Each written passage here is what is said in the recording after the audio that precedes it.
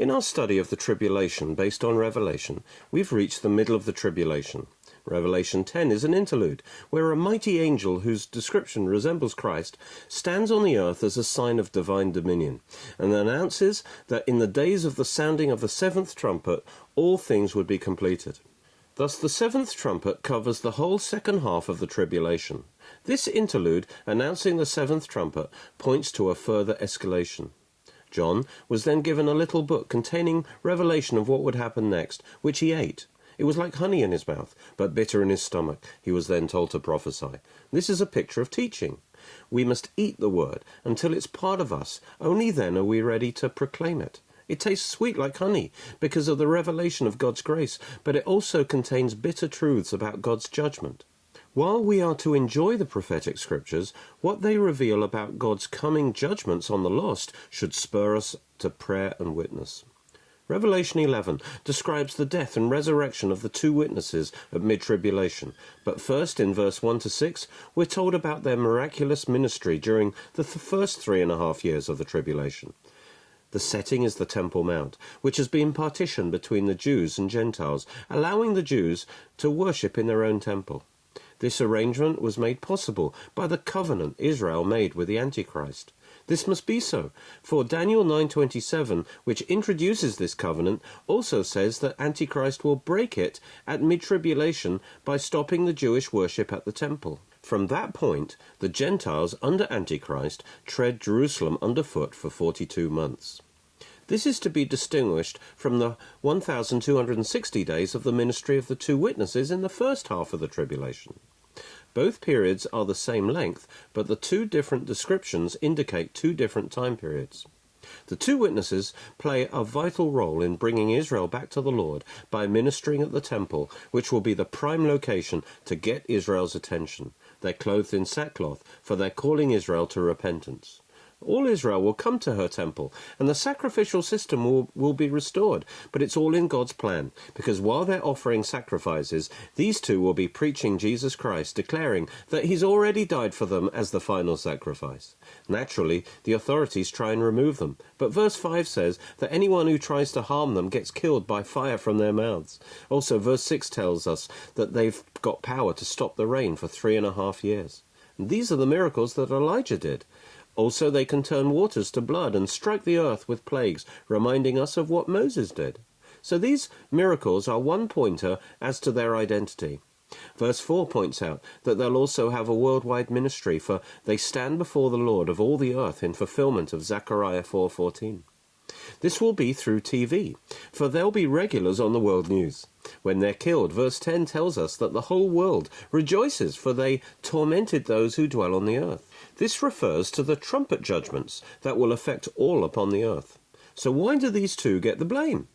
Amos 3:7 says God does nothing unless he first reveals it to his prophets. So just before any of the trumpets are blown, through the TV cameras they announce it in advance to the world, just as Moses did with Pharaoh. In this way they'll strike the earth with plagues, as verse 6 says. Thus the world knew that these two had called down all the judgments. The two witnesses are Moses and Elijah.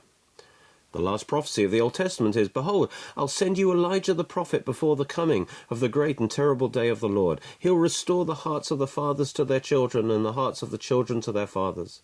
So Elijah must return to Israel before Christ returns in order to prepare the way. That's why a seat is reserved for Elijah at every Passover meal. When the disciples asked Jesus about this prophecy, in Matthew 17, Jesus said, "Elijah is coming and will restore all things. But I say to you that Elijah already came and was rejected."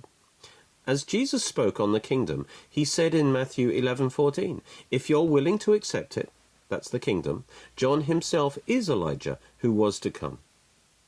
At the first coming, God sent John the Baptist to prepare the way for 3.5 years in the spirit and place of Elijah, as he knew Israel would reject the kingdom, thus holding Elijah back for the successful fulfillment of this prophecy, through his 3.5-year ministry as one of the two witnesses.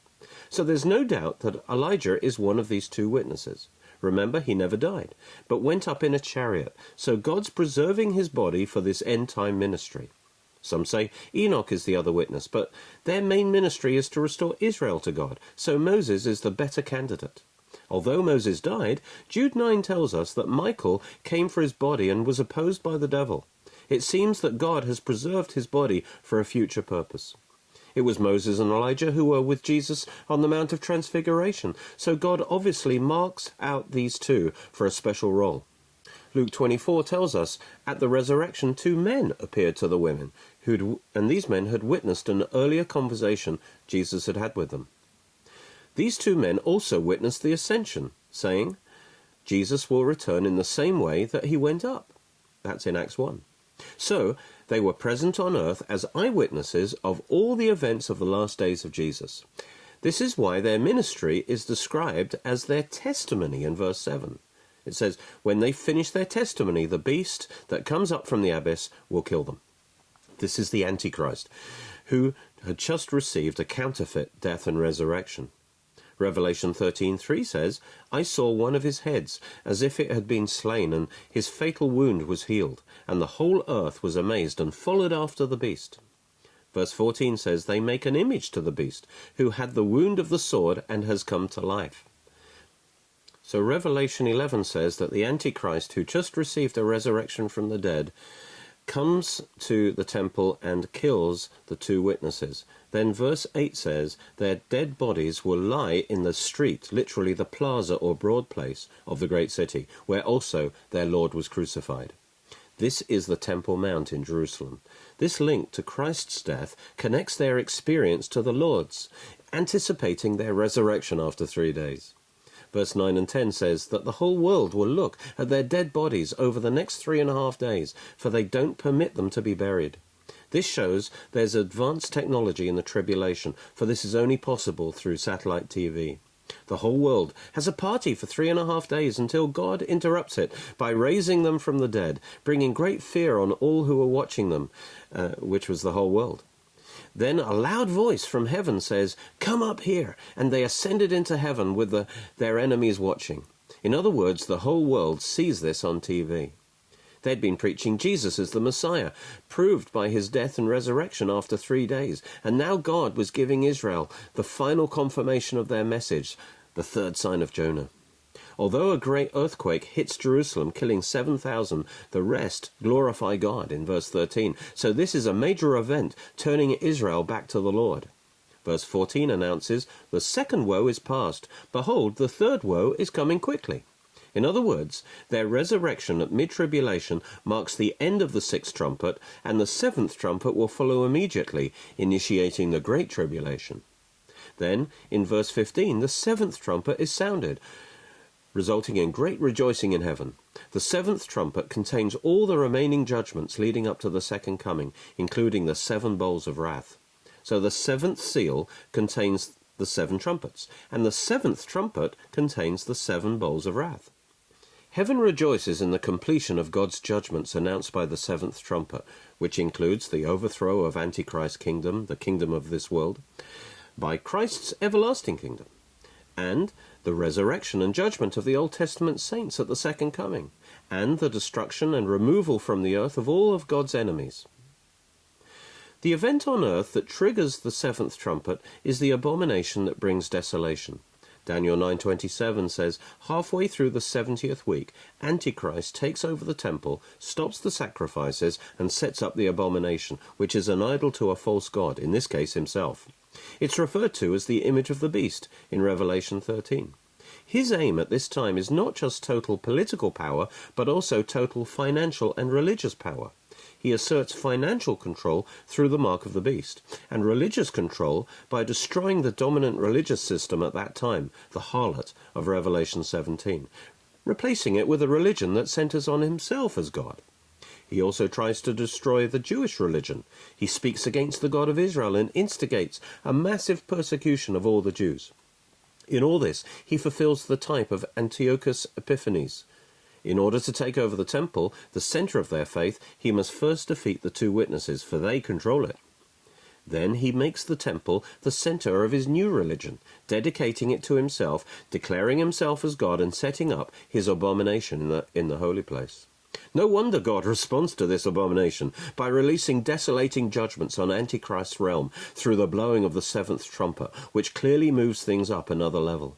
Jesus said in Matthew 24:15 that this abomination of desolation was a sign for those in Israel to flee immediately to the mountains of Jordan, where God's prepared a place of safety for them.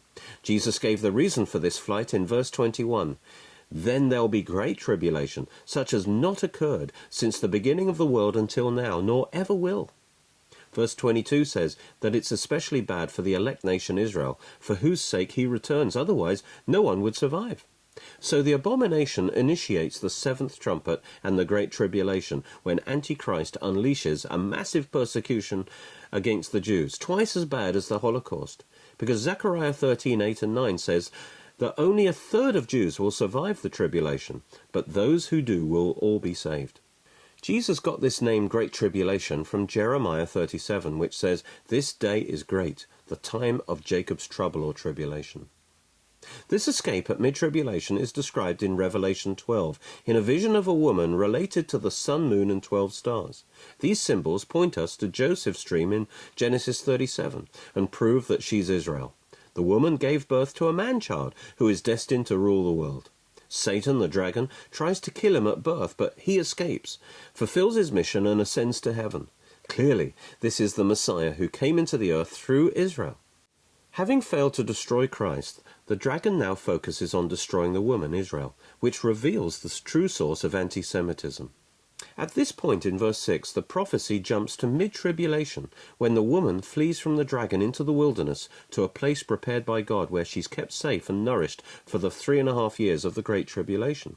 So this fleeing woman is the believing remnant of Israel, for only those who believe in Jesus will heed his warning to flee at the sight of the abomination. At this point in verse 7 to 9, as part of his mandate to protect Israel, Michael with his angels wages war on the dragon and his angels. This takes place in the first heaven, the earth's atmosphere, where Satan presently operates as the prince of the power of the air. When Satan originally rebelled, he was thrown out of the third heaven, down to the earth and its atmosphere. Jesus said he saw him fall like lightning in Luke 10. So, he no longer has access to God's heaven. The events of Job 1, with angels reporting back to the Lord and being joined by the devil, actually took place on the earth, just as in a similar scene in Zechariah 1. Yes, Satan does constantly accuse the saints before God, but he doesn't have to make constant visits to heaven to do this. Now, as a result of this war at mid-tribulation, Satan and his angels are cast out of the first heaven and are forced to dwell on the earth's surface. In verse 9, we see the two sides of evil. The dragon who intimidates is also the serpent who deceives. Now the devil has been cast down, he knows he's only got a short time to thwart God's plan, which centers on Israel, so he tries to destroy Israel. First, he goes after the fleeing woman, but God supernaturally protects her and enables her to escape to a place of safety in Jordan, where she dwells for 3.5 years. The flood coming out of the devil's mouth is probably symbolic of an army, which God swallows up, as he did with the Egyptians at the Red Sea. Having failed to destroy the woman, he turns his attention to the destruction of her children, the rest of the Jews and Christians around the world, and that's in Revelation 12:17. The background to this whole sequence of events is given in Daniel 9, verse 36 through to 12:1. Let's summarize that. After describing in verse 21 to 35 the anti-Semitic activities of Antiochus Epiphanes, a type of Antichrist in the 2nd century BC, the prophecy jumps forward in verse 36 to the Antichrist himself in the time leading up to mid-tribulation. In growing confidence, he acts without restraint, magnifying himself above every god, especially the God of Israel, and he'll seem to prosper until the tribulation is finished. He'll show no regard for the God of Abraham, or the true Messiah, or any other god, for he magnifies himself above them all. He'll honor a foreign god, who is a god of war. This god will help him to conquer, so this god is really Satan, the dragon, in disguise. Before he attains world power at mid-tribulation, he's opposed by 3 kings, the kings of the south, north, and east, but he'll defeat them all. We'll see these 3 defeated kings in other prophecies also.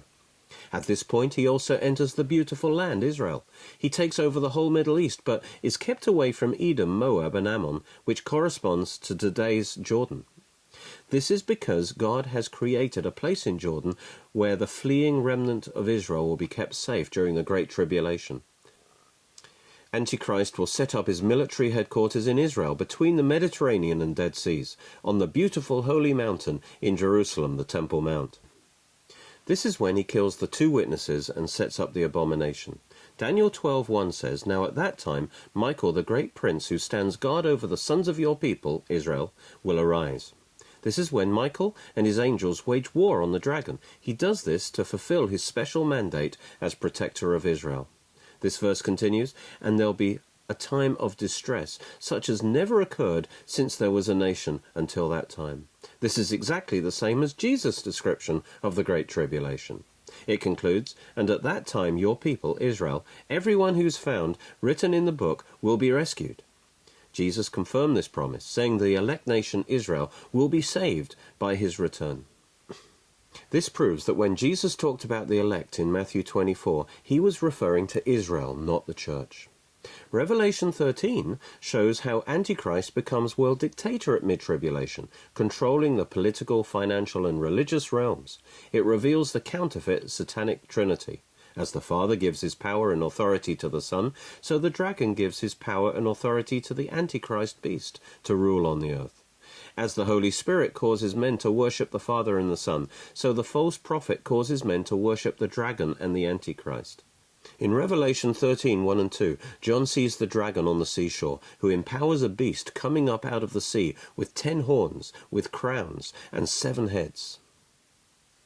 The identification with the dragon is enhanced by the fact that the dragon also has 7 heads and 10 horns. That's in Revelation 12:3.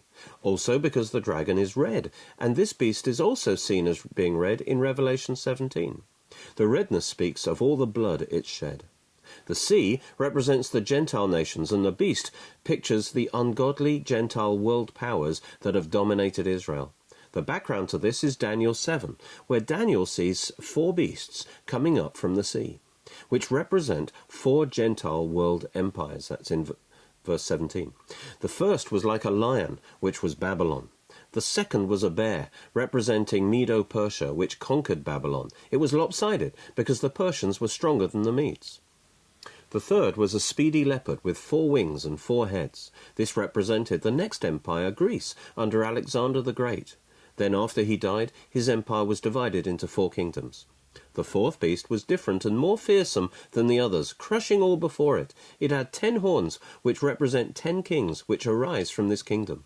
Then a little horn sprung up, boasting great things, and pulled out 3 of the horns. And then the little horn rules for 3.5 years. This is the Antichrist. Thus, the fourth beast is the one with dominion in the tribulation. Initially, it's a confederation of 10 kingdoms, until Antichrist takes it over at mid-tribulation by subduing the 3 kings that resist him. We saw that in Daniel 11. At this point, the term beast, which represents the kingdom, is also used to describe its king, the Antichrist, for the 2 are now synonymous as he exerts such total power over it. The vision also shows Christ returning at the end of the 3.5-year reign of the Antichrist and destroying his kingdom and throwing him in the lake of fire, and then establishing his everlasting messianic kingdom on earth. Thus this fourth beast is the final empire before Jesus establishes his kingdom. The other earlier beasts were not destroyed in this way. So although they lost their dominion, verse 12 says they had an extension of life for a time. This means that the Babylonian, Persian and Greek empires continued to influence the empires that came after them. Now we can understand the beast in Revelation 13. It's got 7 heads, and John sees 1 head at a time coming out of the sea. These 7 heads are the 7 Gentile world powers that have dominated Israel. First Egypt, second Assyria, which these were the ones before Daniel's time. Then 3rd Babylon, 4th Persia, 5th Greece, 6th Rome, and then the 7th one is the final beast empire ruled over by the Antichrist. Now there are 2 main manifestations of the spirit of Antichrist in the world today, and both want to take over the world. The first is secular humanism, which denies both God and Christ, wanting to remove them from the public sphere.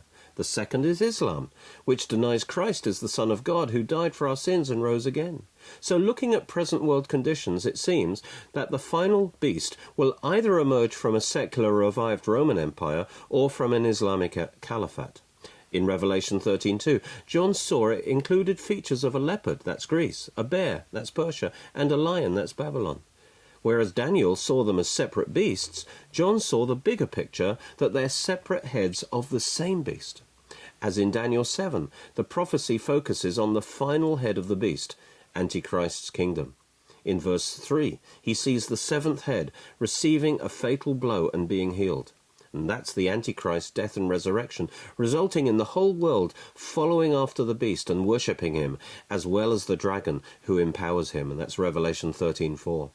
This propels him to world dictatorship, lasting 3.5 years, in which he boasts and blasphemes against the true God and instigates massive persecution of the saints who refuse to bow to him.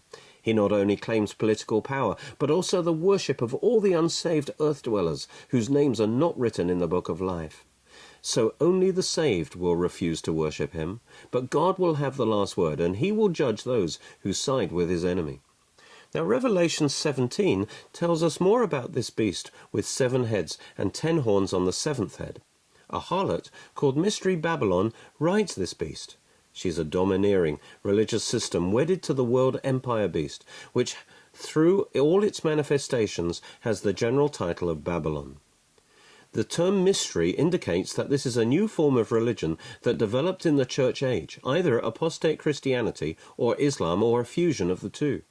In contrast to the bride of Christ, the church age also brings forth this harlot religion that is unfaithful to God and continues into the tribulation, exerting a worldwide influence. Jesus said he'd spew it out of his mouth. Revelation 17:8 describes the death and resurrection of the final manifestation of the beast, the Antichrist, causing all the unsaved to follow him. And in verse 9, the 7 heads are interpreted as 7 mountains on which the harlot sits, which are symbolic of 7 kingdoms, as we saw before. Then Revelation 17:10 adds, 5 kingdoms have fallen. That's Egypt, Assyria, Babylon, Persia, and Greece. One is, well, at the time John wrote, Rome was still in power. And then the other has not yet come, and that's either the revived Roman or Ottoman Empire. Then verse 11 says the resurrected Antichrist is an 8th head or kingdom, and is also one of the 7 kingdoms, but he'll be destroyed.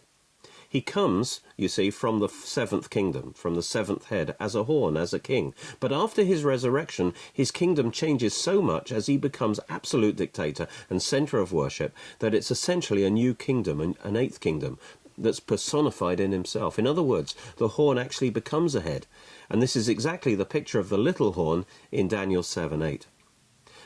Then Revelation 17:12-14 says that the 10 horns are an end-time confederation of 10 kings who submit to the Antichrist and reign with him, and who will join him in waging war against Christ when he returns at Armageddon. Finally, verse 16 and 17 tells us more about the radical changes that happen at mid-tribulation. The Antichrist wants total power, political, financial, and religious. He even wants to be the sole center of worship. Thus, he wants to be like Christ, as Satan wants to be like God. Therefore, although the harlot has been useful to him in consolidating power, he ultimately plans to destroy her, so that the only religion left is centered on the worship of himself. So when the 10 kings totally submit to Antichrist at mid-tribulation, he commands them to totally destroy the harlot. Thus, although the harlot riding the beast is the dominant religion in the first half of the tribulation, at mid-tribulation, the beast she was riding turns on her and kills her. Let's now return to Revelation 13 to see the measures now that the Antichrist puts in place to establish his new religion now that the harlot's been destroyed.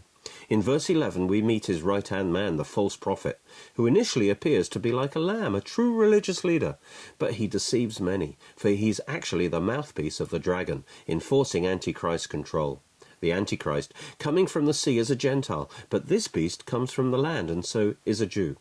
As the Holy Spirit leads men to worship the resurrected Son of God, this false prophet causes people to worship the resurrected son of Satan, using satanic signs and wonders to convince them. He causes the image of the beast to be made, the abomination, an aid to worshipping the beast, and he's even able to make it appear to come to life and speak. His dragon-like nature is revealed when he causes all who refuse to worship the Antichrist to be killed. He reinforces this total control by an economic tool, the mark of the beast, requiring everyone to take a mark on their right hand or forehead, so that no one will be able to buy or sell without this mark, which consists of the Antichrist name or its number, which is 666. In Hebrew and Greek, every letter is also a number, so every word has a number value. So one way to identify the Antichrist will be by the number of his name, 666. By the way, if you write Jesus in Greek, its number value is 888, and 8's the number of resurrection. So the mark is a mark of ownership that says you belong to the beast. Everyone will be given a choice to swear loyalty to the Antichrist and worship him, and thus qualify to receive his mark, or to refuse it, in which case you'll be killed. If you hide, you'll be excluded from the economic system, but God warns anyone who takes the mark that they'll be eternally doomed. So Antichrist brings a global system into place using the advanced technology of computers, scanners, and implanted microchips that's only recently been developed. It's designed to give the Antichrist total control over the political, economic, and religious realms, forcing everyone to worship him. It also gives him a means of identifying and killing those who refuse the mark. Thus, most who get saved will do so in the first half of the tribulation, as most of the rest will take the mark to save their skins, but then be lost forever. As 2 Thessalonians 2:10-12 says, those who reject Christ's salvation in the first half of the tribulation come under the strong delusion of Antichrist and submit to him and receive his mark, and so come under divine judgment. The mark will also be a major tool Antichrist uses for his program of mass persecution against the Jews and Christians in the Great Tribulation, for these are the main two groups who will reject the mark. As a result, there will be a great multitude of martyrdoms. Satan's endgame is to gain total control over mankind through the Antichrist, and he especially desires man's worship. Just as halfway through the 70th week, Satan offered Jesus all the kingdoms of the world if he'd just worship him, so he'll make the same offer to Antichrist in the middle of the rerun 70th week.